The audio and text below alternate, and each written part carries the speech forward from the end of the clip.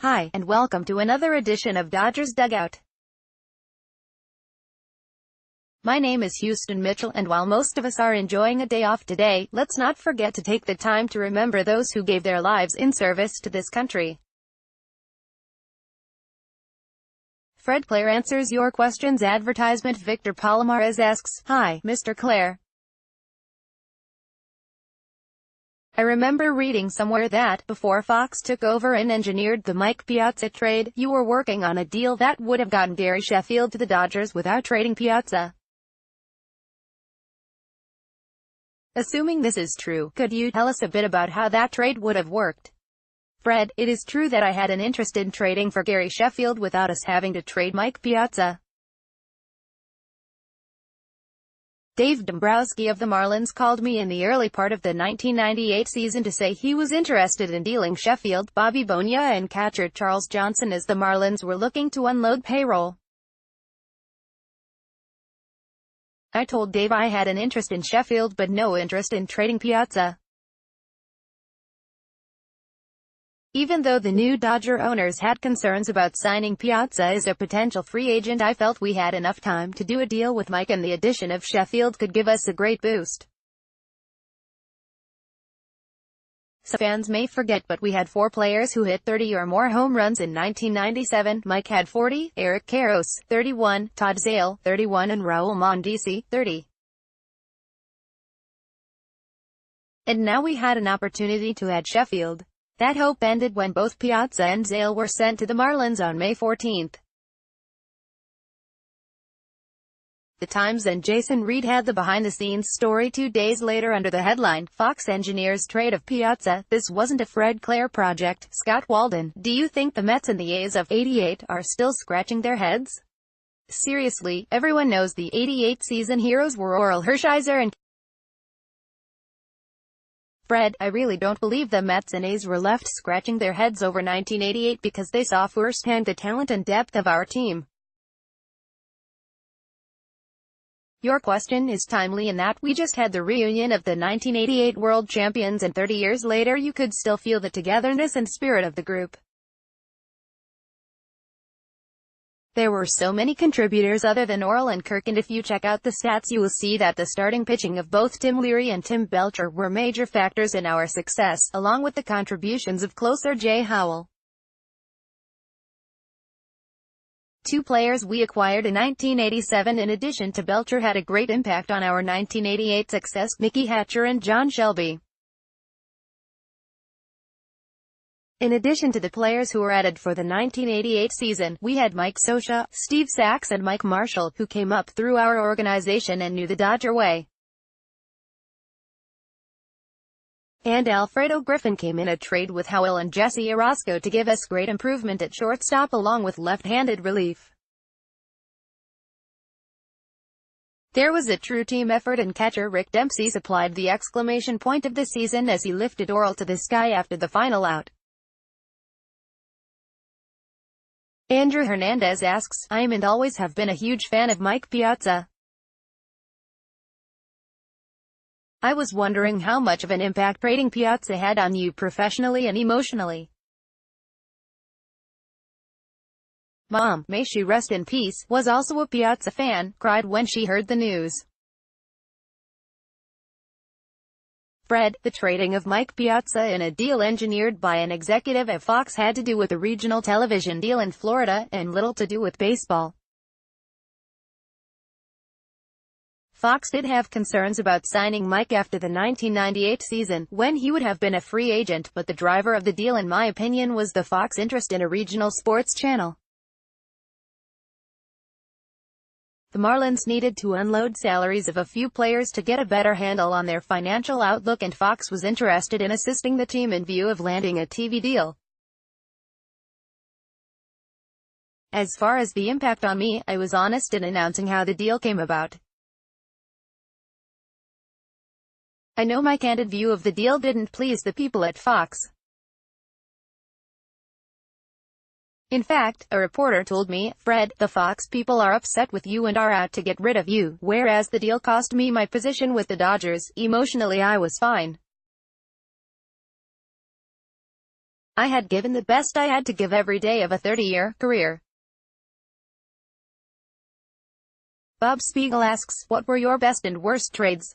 Fred, I never have cared for putting labels on baseball trades where I was involved, preferring to leave that to those who are in the game and who cover the game. When being asked to describe worst trade, I would say without question the deal that sent Pedro Martinez to the Expos was one I regret the most. The thing I don't like is that the labels somehow seemed to become a reflection of the players involved instead of placing the fault directly on the person making the deal. I take full responsibility in trading Pedro, and the criticism should come directly to me and not to any other corner. James Bockham, what was the thinking, the reason, behind trading Pedro Martinez for Delino DeShields? Fred, I think the bottom line was my focus on trying to help strengthen us at second base.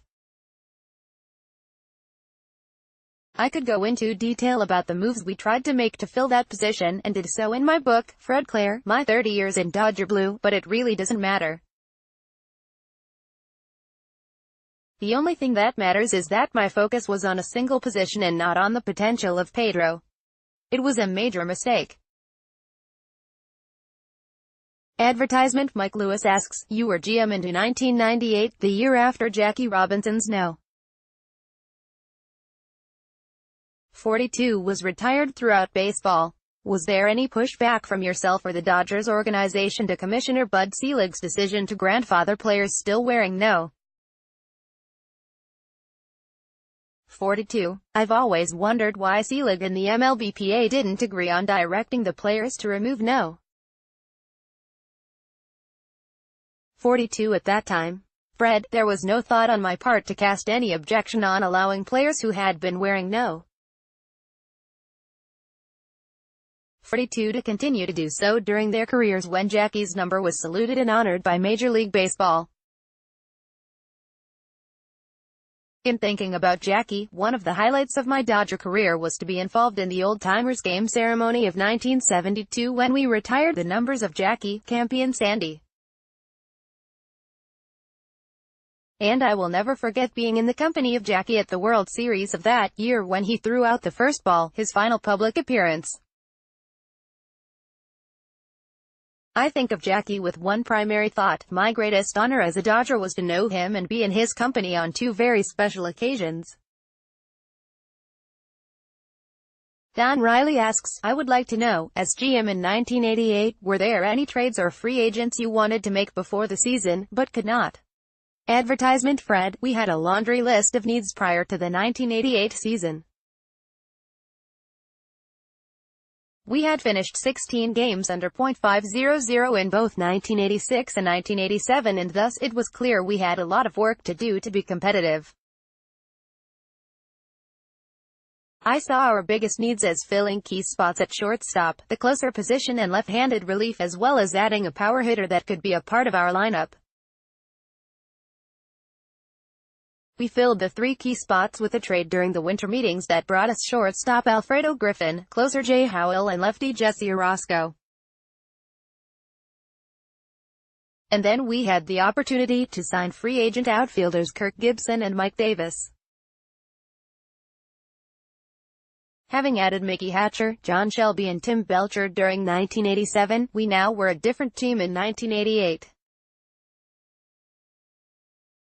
As far as not making deals or signings, I can only say that Dodger owner Peter O'Malley gave me great freedom, and his support was a major part of our 1988 success. Bob Ribitsky asks, do you think your way of building a team translates to today's game? Fred, my goal as general manager was to follow what is known as the Dodger way, to the best of my ability. That is to place an emphasis on scouting and player development. A key part of this is the continuity in these critical areas. I think of building a team as not only acquiring talent but an organizational philosophy as to the type of character of an individual who is wearing a Dodger uniform, building a trust with the players, letting all of the people in your organization know that they are important and they count. It is not often stated, but the O'Malley family had a philosophy that is key to the term building a team. That philosophy is, we win together and we lose together. We are a team. In my view, that will never change when it comes to finding success. Dwayne Mitchell asks, questions abound as to the influence the front office has on Dave Roberts' decision-making. As GM, did you ever try to tell Tommy Lasorda what kind of playing time you'd like to see for the players? Fred, Tommy and I worked together for many years and I never once made a suggestion related to the playing time for a player. My job was to acquire the players for the Dodgers. Tommy's job was managing those players. To me, those are clear-cut lines. How else can a GM or manager be held responsible? Naturally, Tommy and I had ongoing discussions about our team and I placed an emphasis on holding meetings with Tommy and all of our coaches. And there were regular meetings with our scouts and minor league personnel. I wanted to hear what each and every person involved was thinking. I made a point to tell Tommy to never worry about the salary a player was making or who we might have traded to acquire a player. His only priority needed to be putting the best players available on the field. Mark Trank asks, the Dodgers won their last World Series in 1988. We came as close as you can get last year. Boston finally dispatched the curse of the Bambino in 2004.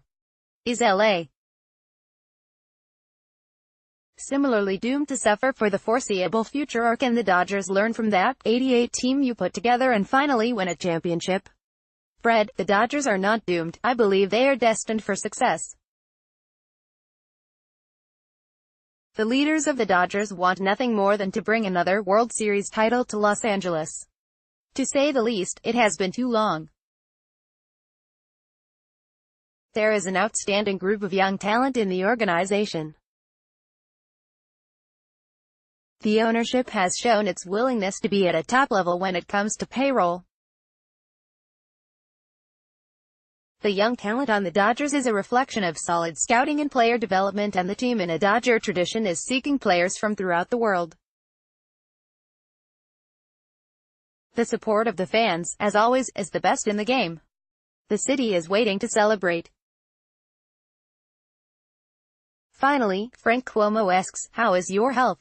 Thank you for all you did to give us a World Series title in 1988. Fred, Frank, thanks for your question. My health is stable and good, thanks to great support from my family, friends and the amazing people at the City of Hope. My cancer journey is closing in on 2 years, but, as we all know, I'm far from alone in this journey. My primary motivation today is to do all I can to assist the City of Hope. We will have a celebrity golf tournament on August 20th to benefit COH.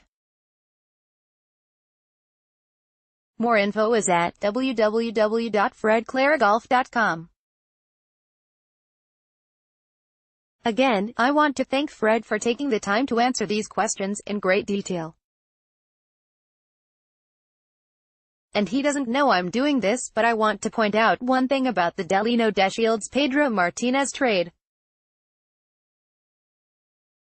When it was made, most baseball experts, and most fans, didn't think it was a bad trade. The Dodgers needed a second baseman, and in his 4 seasons with Montreal, DeShields had won the Rookie of the Year award, averaged about 45 steals a season, had a .3670% and an OPS of 106. Did most people figure Pedro Martinez would be a good pitcher? Sure. Did anyone predict that he would become the pitcher he did? No. Martinez was a reliever with the Dodgers, an excellent setup man. So, while I give Fred a great deal of credit for always saying the trade was a mistake and taking all the blame for it, I just wanted to point out what the feeling was from most people at the time of the trade. These names seem familiar. What recently departed Dodgers are doing around the league through Saturday. Adrian Gonzalez, Mets, .256, .326, .400, 102 ops. Charlie Culberson, Braves, .200, .273, .300, 59 ops. Cubs, 0-0, 11 saves, 1.04 ERA, 396 ERA. Tony Watson, Giants, 1-2, 2.45 ERA, 159 ERA. Chris Hatcher, A's, 3-1, 4.58 ERA, 91 ERA. Luis Avilan, White Sox, 1-0, 4.3. Andre Ethier, still and signed up next Monday, 5 p.m. Philadelphia. Vince Velasquez, 4-5, 4.18 ERA at Dodgers. Brock Stewart, 0-0, 3.72 ERA. Tuesday, 7 p.m. Philadelphia. Jake Arrieta, 4-2, 2.45 ERA at Dodgers. Kenta Maeda, 4-3, 3.38 ERA. Wednesday, 7 p.m. Philadelphia.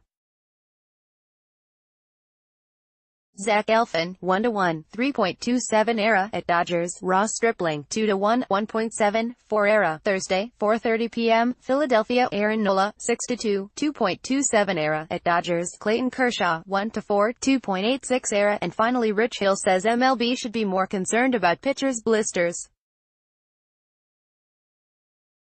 Read all about it here. Have a comment or something you'd like to see in a future Dodgers newsletter?